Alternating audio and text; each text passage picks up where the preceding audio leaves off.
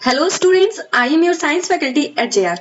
जैसा कि आपको पता है, हम लोग क्लास 6 का चैप्टर 2 जो कि कंपोनेंट्स ऑफ फूड है उसको पढ़ने वाले हैं। हम लोगों ने इसके पहले वाले चैप्टर अच्छी तरह से पढ़ लिए। अगर आपने अभी तक उसको नहीं देखा तो आप हमारे चैनल पर जाएं और सर्च करें food, where does it come from, and आपको वो चैप्टर मिल जाएगा। नहीं तो आप हमारे चैनल पे अपनी क्लास की प्लेलिस्ट भी चेक कर सकते हैं। उस पे हम लोगों ने आपके क्लास के मतलब कि क्लास 6 के सारे चैप्टर्स को बिल्कुल सीरीज वाइज अरेंज करके रखा है। सो आइए हम लोग इस चैप्टर को पढ़ते हैं। ये भी जैसा कि आपको नाम से ही पता चल रहा है कि कंपोनेंट्स ऑफ फूड, मतलब कि हम लोग इसमें भी कुछ फूड के बारे में पढ़ने वाले हैं। यहाँ पर आप लोगों ने बहुत सारे फूड को देख रखा है, जैसे कि ये यहाँ पर ये फ्रूट है। मेरे पेन नहीं चल रही है, एक मिनट। ये जैसे कि आपको यहाँ पर फ्रूट्स दिख रहे होंगे। यहाँ पर आपको सारे नॉनवेज जो कि एग है और भी ये मीट है, ये सारी चीजें दिख रही हैं। यहाँ पर आपको मिल्क दिख रहा होगा, ये शायद चीज है, ये बटर है, सॉरी बटर नहीं है, ये कुछ ब्रेड है, और उसके अलावा ये कैरोट है। सो ये सारे अलग अलग तरह के फूड है। तो मैंने ये फोटो आपके लिए क्यों लगाया, जब आप इस चैप्टर को पढ़ोगे तब आपको ये सारी चीजें समझ आ जाएंगी कि ये सारे फूड आखिर हमारे बॉडी के लिए क्यों हेल्पफुल है। हम लोगों ने पिछले चैप्टर में पढ़ा कि हमारे बॉडी के लिए फूड बहुत ही ज्यादा जरूरी है, लेकिन ये फूड हमारे बॉडी के लिए किस तरह से जरूरी है हम लोग इस चैप्टर में इसी को पढ़ेंगे। सो आइए इस चैप्टर को स्टार्ट करते हैं।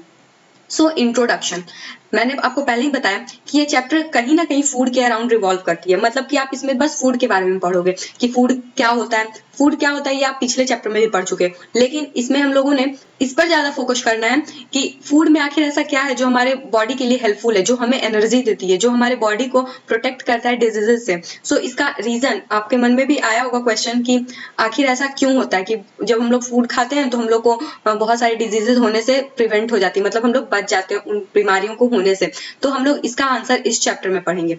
उसके बाद what do different food item contains, मतलब कि जो अलग अलग तरह के फूड है, जैसे कि अगर आप चावल खाते हो, अगर आप बहुत तरह की जैसे सब्जी होती है वो खाते हो, या फिर अगर आप फास्ट फूड जैसे मैगी चाउमीन ये सब खाते हो, तो आखिर वो फूड में क्या कंटेन होता है। मतलब वो फूड अपने अंदर कुछ तो ऐसा रखती होगी जो कि आपके बॉडी में हेल्पफुल होगा, बॉडी के बिल्डिंग में हेल्पफुल हो, मतलब आपके बॉडी में जो नए नए सेल बन रहे हैं उसके फॉर्मेशन में हेल्प हो, या फिर आपको किस तरह से एनर्जी मिले उसमें हेल्पफुल हो। नाउ यहाँ पर what do various nutrients do for our body, इसमें जो हम लोग पहले तो न्यूट्रिएंट्स वर्ड ये आपके लिए बिल्कुल नया टर्म होगा, आप लोगों को इसका मतलब ही नहीं पता होगा। तो पहले इसका हम लोग मतलब समझेंगे। ये टर्म जो है जो नया इंट्रोड्यूस हुआ है आपके सामने उसका मतलब समझेंगे, और ये हमारे बॉडी में क्या करता है। जो अलग अलग न्यूट्रिएंट्स भी फर्दर डिवाइडेड है, जैसे कि vitamin, minerals, protein, carbohydrate, roughage, ये सारे न्यूट्रिएंट्स के, और ये न्यूट्रिएंट्स कैसे आपके बॉडी के लिए हेल्पफुल है हम लोग ये पढ़ेंगे। उसके बाद डेफिशिएंसी डिजीज, जैसा कि यहाँ पर आप डिजीज वर्ड देख रहे हो, डिजीज मतलब होती है बीमारी, तो और बीमारी, और डिफिशियंसी मतलब किसी चीज की कमी से, मतलब कि अगर हम लोग किस तरह का फूड कंटेन करें, मतलब अगर हम लोग जैसे मैगी खाएंगे, कंटिन्यू मैगी खा रहे हैं या फिर चाउमीन खा रहे हैं, तब भी हम लोग बीमार हो जाएंगे। तो ऐसा क्यों? क्योंकि हम लोग को प्रॉपर फूड नहीं मिल रहा है, मतलब हम लोग अच्छी तरह से खाने को ले नहीं रहे हैं, मतलब एक बैलेंस वे में, तो जिसके वजह से हमें कुछ बीमारियां हो जाएंगी। तो कौन सी वो बीमारियां होंगी, किस तरह के फूड खाने से वो बीमारी होंगी, मतलब किस तरह के फूड नहीं लेने से। जैसे कि अगर हम लोग ऐसा फूड ले रहे हैं जिसमें कि आपको कार्बोहाइड्रेट नहीं मिल रहा है, जिसमें कि आपको एनर्जी बनेगी ही नहीं आपके बॉडी में, तो उस फूड को लेने से आप कितने दिन तक ऐसे सरवाइव कर पाओगे, मतलब आप कितने दिन तक उस फूड को लेके ठीक ठाक से रहोगे, आप कभी ना कभी तो बीमार पड़ोगे ही। तो इस टॉपिक में हम लोग उसी चीज को पढ़ेंगे कि हम लोग को किस तरह से फूड को लेना चाहिए जिससे कि हम बीमार ना पड़े। उसके बाद क्वेश्चन डिस्कशन, जैसे कि एनसीईआरटी का जो हमारा बुक है उसमें काफी सारे क्वेश्चन होते हैं जो कि टेढ़े मेढ़े से होते हैं और स्टूडेंट उसको सॉल्व नहीं करते। वैसे तो एज कम्पेयर टू दूसरे पब्लिकेशन, जैसे कि अगर आप भारती भवन का बुक ले लो या फिर आप कोई और बुक ले लो साइंस का, तो उसमें काफी सारे आपको क्वेश्चन मिल जाएंगे, लेकिन वो इजी होते हैं, जबकि एनसीईआरटी में कम क्वेश्चन होते हैं, बहुत ही कम क्वेश्चन होते हैं, और वो क्वेश्चन आपको सॉल्व भी करने चाहिए और काफी अच्छे लेवल के क्वेश्चन होते हैं। सो यहाँ पर कंपोनेंट्स ऑफ फूड, ये तो आपका चैप्टर का ही नाम है। तो जैसा कि फूड का हम लोग कंपोनेंट, मतलब हम लोग फूड के कंपोनेंट के बारे में पढ़ेंगे। तो पहला है फूड एंड न्यूट्रिएंट्स, ये दोनों टर्म को हम लोग समझने की कोशिश करते हैं। हम लोग फूड कहते किसको हैं? तो अगर मैं सिंपल भाषा में कहूँ, बिल्कुल देसी भाषा में, तो फूड क्या होता है? जस्ट जो आप खा सकते हो, जिसको भी आप खा सकते हो वो हमारे लिए फूड है। ऐसा नहीं है कि हम लोग अब कुछ भी खा लेंगे। जो फूड चाइनीज वालों के लिए तो मतलब क्या ही बोल सकते हैं, उसको तो कुछ भी वो खा लेते हैं। चाइनीज जैसा कि आपको पता है, चमगादड़ हो, चूहा हो, कुछ भी हो, उन लोग सब कुछ खा सकते हैं। तो ऐसा नहीं है कि आप भी उन लोग को उन चीजों को फूड समझ लें। हाँ बेशक वो सब फूड है, लेकिन हमारे लिए फूड नहीं है। वो हो सकता है दूसरे एनिमल्स के लिए फूड है, लेकिन हमारे लिए वो फूड ऑलमोस्ट नहीं है। बट ऐसा नहीं, आप उसको खा सकते हो। अब ऐसा नहीं आप लोग थोड़ा सा हो जाना, उस तरह का रिएक्शन देना कि मैं तो बहुत ही शुद्ध शाकाहारी हूँ। सो खैर अब इन टर्म्स को समझने की कोशिश करते हैं। Food, It is the group of edible substance which provide energy to the living being and repair the old tissue and build a new tissue. देखिए फूड हमारे लिए क्या है जिसको कि हम खा सकते हैं, अभी ही हम बताएं एडिबल सब्सटेंस। अगर आपको डेफिनेशन लिखने के लिए आ जाए तो आप इसी तरह से डेफिनेशन लिखोगे। It is a group of edible substance, मतलब कि ये एक ऐसा चीज है जिसको कि हम लोग खा सकते हैं। विच प्रोवाइड एनर्जी, जो कि हमें एनर्जी देता है। To the living being, living being मतलब ऐसा नहीं है कि फूड नॉन लिविंग। अगर मैं आपके चेयर को बोलूं कि खाना खा लो तो चेयर खाना नहीं खाएगा। उसके अलावा आपके अराउंड जितनी भी नॉन लिविंग थिंग्स है, नॉन लिविंग थिंग्स और लिविंग थिंग्स, आई होप आपको ये समझ आती है। ऐसी चीजें जो जिंदा है, जो कि जिनके अंदर जान है, ऐसा नहीं है बाबू सोना वाला जान, खैर जिसमें के अंदर जान है वो लिविंग बींग है, और जिसके अंदर जान नहीं है वो नॉन लिविंग बींग है। जो कि सांस नहीं ले सकते हैं, जो कि खाना नहीं खा सकते, वो नॉन लिविंग बींग्स है। तो आपका बॉटल हो, आपका पेन हो, ये सारी थिंग्स, जो ये सारी चीजें नॉन लिविंग है। तो लिविंग बींग को जो एनर्जी दे और जिसको कि वो खा सकते हैं, वो हमारा फूड होता है। और फूड का तो मैं फंक्शन भी बता चुकी हूँ, रिपेयर करता है ओल्ड टिश्यू को। उसके बाद हमारा फूड जो है वो हमें एनर्जी देता है। तो आप इस तरह से भी एक डेफिनेशन फ्रेम कर सकते हो। ये डेफिनेशन आप याद कर लेना, क्योंकि स्कूल के एग्जाम में ऐसे क्वेश्चन पूछते ही हैं कि इस तरह से क्वेश्चन पूछे जाते हैं। डिफाइन फूड और न्यूट्रिशन। नाउ न्यूट्रिएंट्स, हम लोग इस टर्म को समझने की कोशिश करते हैं। जैसे कि मैं अगर इस टर्म को आपको याद दिलवाने की कोशिश करूं तो आपकी मम्मी के साथ जब आप शॉपिंग पे जाते होगे या फिर जब आप जिद करते होगे कुछ खाने की, तो वहां पर आपकी मम्मी ये बोलती होगी ये सब आपको न्यूट्रिशन नहीं देगा, इसलिए आप इसको मत खाओ। तो न्यूट्रिशन कहने का मतलब क्या हुआ उनका?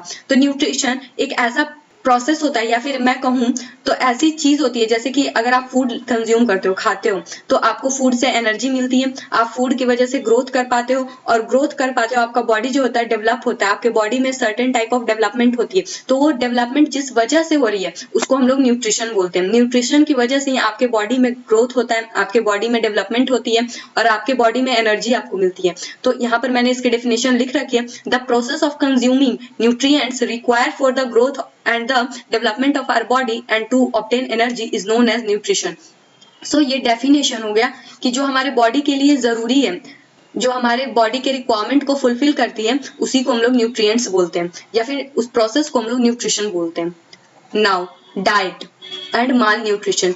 सो यहाँ पर डाइट का वर्ड, मतलब ये जो डाइट वर्ड लिखा हुआ है इसका मतलब क्या है? आप लोगों ने सुन रखा होगा कि मैं अभी डाइट पर हूँ, तो ऐसा नहीं कि मैं मतलब बिल्कुल भूखा प्यासा हूँ, उसको फास्ट बोलते हैं। ऐसा डाइट का डेफिनेशन जो है, it is the amount of food eaten by a person at a time.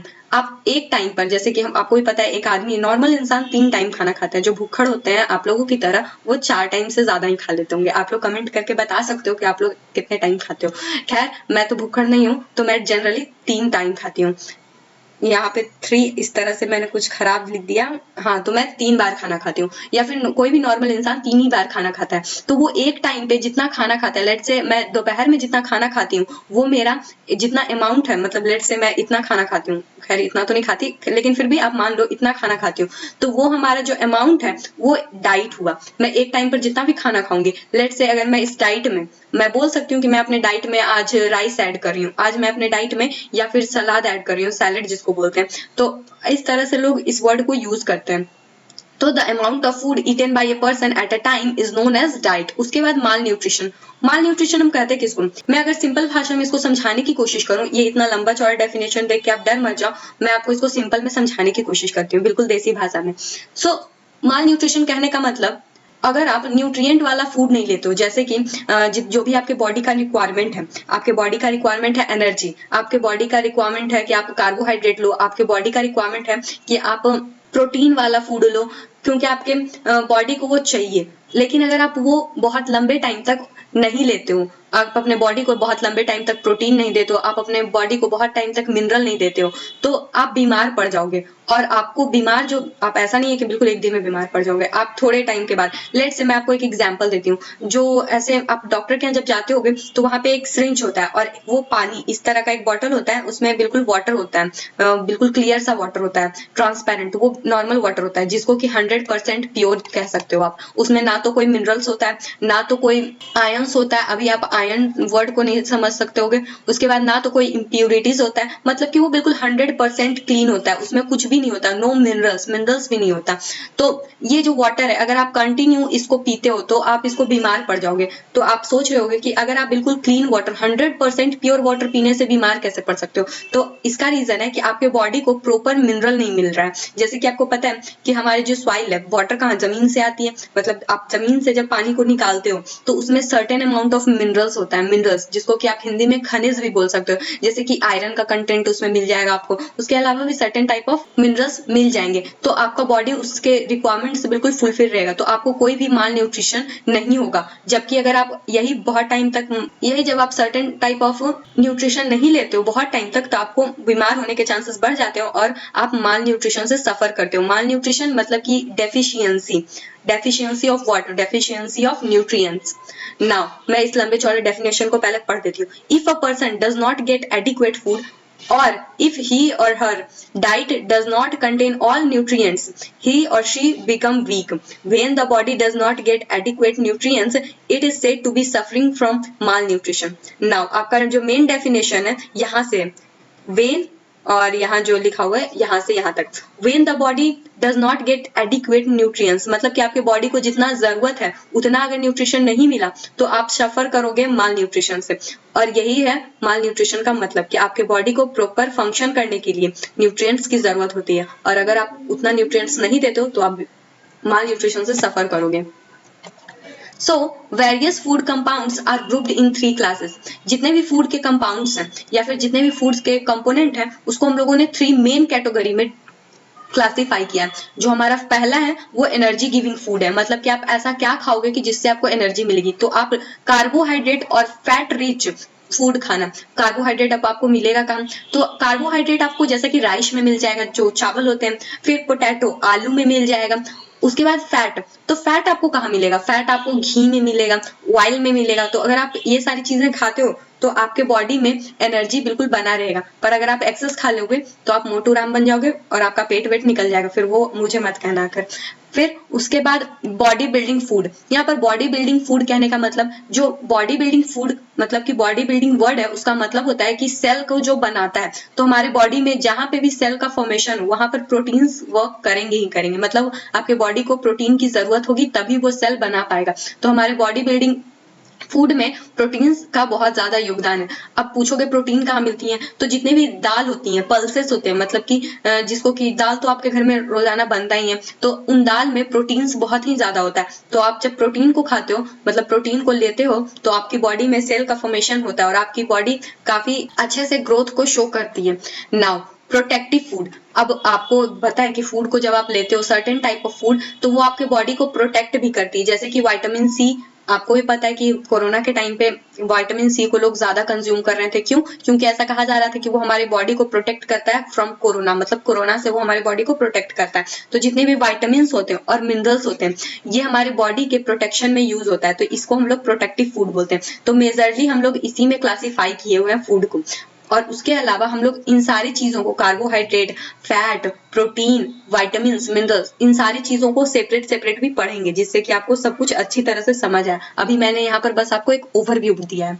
Now carbohydrates को हम लोग अच्छी तरह से समझने की कोशिश करेंगे। जैसा कि मैंने आपको rice, wheat, pea, beans, sago मतलब साबूदाना, sugar cane, sugar beet, many fruits जैसे कि बनाना, मैंगो, मेलन्स एंड बहुत सारे वेजिटेबल्स भी हमारा जो सोर्स है कार्बोहाइड्रेट का।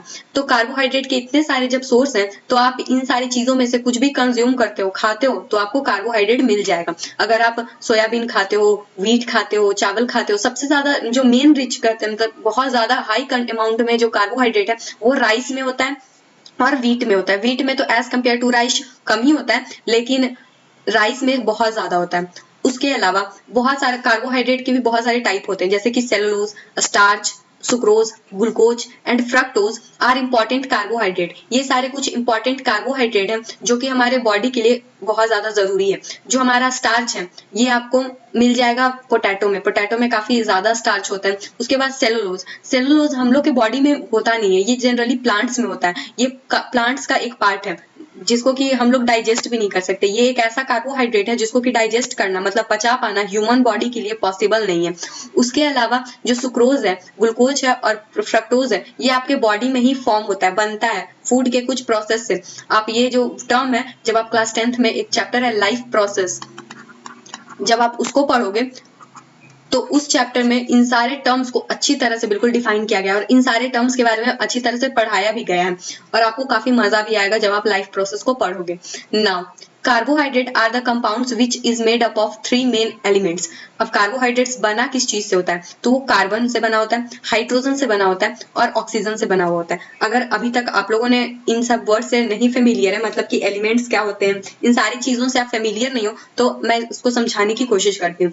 एलिमेंट्स ऐसा सब्सटेंस जो एक ही तरह के एटम से बना हुआ हो। जैसे कि इस सिंपल भाषा में मैं बोलूं तो जो आयरन, लोहा, आप लोग अपने आसपास लोहा को देखे होंगे, आप लोगों ने अपने आसपास गोल्ड को देखा होगा, आपकी मम्मी गोल्ड की ज्वेलरीज पहनती हैं। सिल्वर हो गया। सॉरी स्टूडेंट्स, प्रोग्राम में मतलब मेरे लैपटॉप में कुछ प्रॉब्लम्स आने की वजह से आज भी स्लाइड में थोड़ी सी दिक्कत आ रही है। सो सब कुछ पहले वाला इरेज हो गया, तो आप लोग थोड़ा सा समझने की कोशिश कीजिएगा। नाउ मैं आपको वहां पर एलिमेंट्स के बारे में समझा रही थी। तो हमारे पास जितने भी अराउंड मतलब हमारे अराउंड बहुत सारे एलिमेंट्स हैं, जैसे कि आप लोगों ने निकल देख रखा होगा, निकल के अलावा कोबाल्ट देख रखा होगा, उसके अलावा गोल्ड तो मैं बहुत ही फेमिलियर है, सिल्वर हो गया, उसके अलावा आयरन हो गया, कॉपर हो गया, कॉपर के आप लोगों ने तार देख रखे होंगे, एल्यूमिनियम, एल्यूमिनियम के आप लोगों ने बर्तन देख रखे होंगे, एल्यूमिनियम के बर्तन आते हैं। उसके अलावा एल्यूमिनियम का ये सिंबल होता है और ये सारे एलिमेंट्स हैं, इनको शॉर्ट में लिखने का भी तरीका होता है। जैसे कि आप एल्यूमिनियम को इस तरह से लिख सकते हो AL और कॉपर को आप ऐसे CU लिख सकते हो। उसके अलावा भी बहुत सारे होते हैं, जैसे कि सल्फर। सल्फर अभी तो आप लोगों ने नहीं देखा होगा, लेकिन जब आप हायर के क्लासेस में जाओगे तो सल्फर को देखोगे। ऐसे तो आपको सारी चीजें, सारे मतलब एलिमेंट्स केमिस्ट के शॉप पे मिल जाएगा, आप वहां पर जाकर देख सकते हो। नाउ जो हमारा कार्बोहाइड्रेट है वो कार्बन से बना हुआ है, हाइड्रोजन से बना हुआ है और ऑक्सीजन से बना हुआ है। तो जैसा कि आपको पता है ऑक्सीजन और हाइड्रोजन ये टर्म आपके लगते हैं सुने सुने से जैसे, तो ये टर्म आप लोगों ने ऑक्सीजन जो टर्म है वो सुना होगा कि हम लोग ऑक्सीजन को ही श्वास में लेते हैं और कार्बन डाइऑक्साइड को छोड़ते हैं। तो ये वर्ड जो है वो आपको पता है पहले से, और ये सारी चीजें एलिमेंट है। जो हाइड्रोजन है, ऑक्सीजन है, भले ही ये गैस है लेकिन ये एलिमेंट है। ऐसा नहीं कि एलिमेंट जो होता है वो सिर्फ सॉलिड ही होता है, वो लिक्विड भी हो सकता है, गैस भी हो सकता है। जैसे कि मरकरी, जो मरकरी होता है वो सॉलिड स्टेट में नहीं होता है, वो लिक्विड होता है। आप लोगों ने थर्मोमीटर में देख रखा होगा, मरकरी बिल्कुल लिक्विड सा होता है और जैसे ही उसको हल्का सा भी टेम्परेचर मिलता है वो राइज करने लगता है, मतलब कि फैलने लगता है। सो आई होप आपको ये स्लाइड अच्छी तरह से समझ आ गई है। मैंने यहाँ पर बायोलॉजी के साथ साथ थोड़ी बहुत केमिस्ट्री भी आपको समझा दी। सो यहाँ पर कार्बोहाइड्रेट है किसी फूड में, आप ये कैसे पता कर सकते हो, तो यहाँ पर एक टेस्ट है दिया हुआ, मतलब कि 2 स्टेप दिया हुआ है। आप ये अगर 2 स्टेप करते हो तो सिंपली आपको पता चल जाएगा। जैसे कि आपके पास एक फूड है, कोई भी फूड है, लेट्स से अगर आपके पास एक पोटैटो है, आलू है, अब उसमें आपको पता करना है कि कार्बोहाइड्रेट है या नहीं। अगर आपके पास किसी भी तरह की सब्जी है या फिर दाल है, कुछ भी है और आपको पता करना है, तो आप उसमें आयोडीन का जो सोल्यूशन होता है उसको डालोगे। अगर आयोडीन का सोल्यूशन डालने पर वो ब्लैक ब्लू हो जाता है, यहाँ पर आप देख सकते हो ब्लू ब्लैक अगर टर्न हो जाता है वो सब्सटेंस, तो आप समझ जाना कि उसमें आयोडीन है, सॉरी आयोडीन ही कार्बोहाइड्रेट है।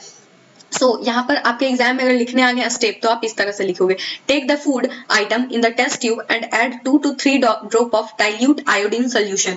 आप आयोडीन सोल्यूशन आपको मिल जाएंगे केमिस्ट के शॉप पे या फिर आपके स्कूल के लाइब्रेरी में, सॉरी आपके स्कूल के जो लैब होते हैं वहां पर आपको आयोडीन सोल्यूशन मिल जाएगा। तो डाइल्यूट आयोडीन सोल्यूशन, अब डाइल्यूट कहने का मतलब, तो ये जो आयोडीन सोल्यूशन है, हमारे पास जितने भी सोल्यूशन होते हैं वो या तो डाइल्यूट होते हैं या तो फिर कॉन्सेंट्रेटेड होते हैं। अब डाइल्यूट कहने का मतलब क्या, डाइल्यूट कहने का मतलब बिल्कुल पतला सा, मतलब, और कॉन्सेंट्रेट कहने का मतलब बिल्कुल गाढ़ा जिसमें कि वाटर कंटेंट कम हो, और डाइल्यूट कहने का मतलब जिसमें वाटर कंटेंट ज्यादा हो। जैसे कि मैं अगर बोलूं कि मिल्क भी एक तरह का सोल्यूशन है। अगर आप वाटर और मिल्क को मिला दो तो वो एक सोल्यूशन बनेगा। तो अगर मैं मिल्क में ज्यादा पानी मिला दूं तो वो बिल्कुल पानी पानी सा दिखेगा, मतलब बिल्कुल दूध बिल्कुल पतला हो जाएगा, गाढ़ा नहीं होगा। तो आप इस दोनों टर्म को इस तरह से भी समझ सकते हो, कॉन्सेंट्रेटेड मतलब कि बिल्कुल गाढ़ा, डाइल्यूट मतलब कि बिल्कुल पतला। आप इस तरह से भी इसको याद रख सकते हो। वैसे तो ये टर्म आगे इतना यूज होगा कि आपको याद हो ही जाएगा। तो जब आप डाइल्यूट आयोडीन सोल्यूशन को डालते हो सब्सटेंस पर, तो वो जो सब्सटेंस है वो बिल्कुल ब्लू ब्लैक हो जाता है। यहाँ पर आप ये इमेज देखकर समझ सकते हो। और उसके बाद यहाँ पर जो सेकंड स्टेप है, after some time if the colour change, अगर कलर चेंज होता है तो वो कलर सिर्फ ब्लू ब्लैक में ही चेंज होगा, ये चीज आप याद रखना। तो ही आप समझना कि वहां पर कार्बोहाइड्रेट है। तो वो क्या इंडिकेट करता है, वहां पर स्टार्च का प्रेजेंस है, और आपको पता है स्टार्च जो होता है वो कार्बोहाइड्रेट ही होता है, एक तरह का कार्बोहाइड्रेट। तो आपको ये एक्सपेरिमेंट आई होप समझ आ गया होगा। इसी के साथ हम लोग इस लेक्चर के एंड में आ चुके हैं। हम लोगों ने अभी सिर्फ कार्बोहाइड्रेट्स के बारे में पढ़ा है, और भी जैसे कि विटामिन्स, मिनरल्स, प्रोटीन्स, ये सारी चीजें पढ़ना अभी बाकी है। तो ये हम लोग नेक्स्ट क्लास में कवर करेंगे। Thank you for watching our video tutorial. For more video you can subscribe to our channel and keep learning with JR. I will come up with the next lecture of this chapter. Till then, bye bye.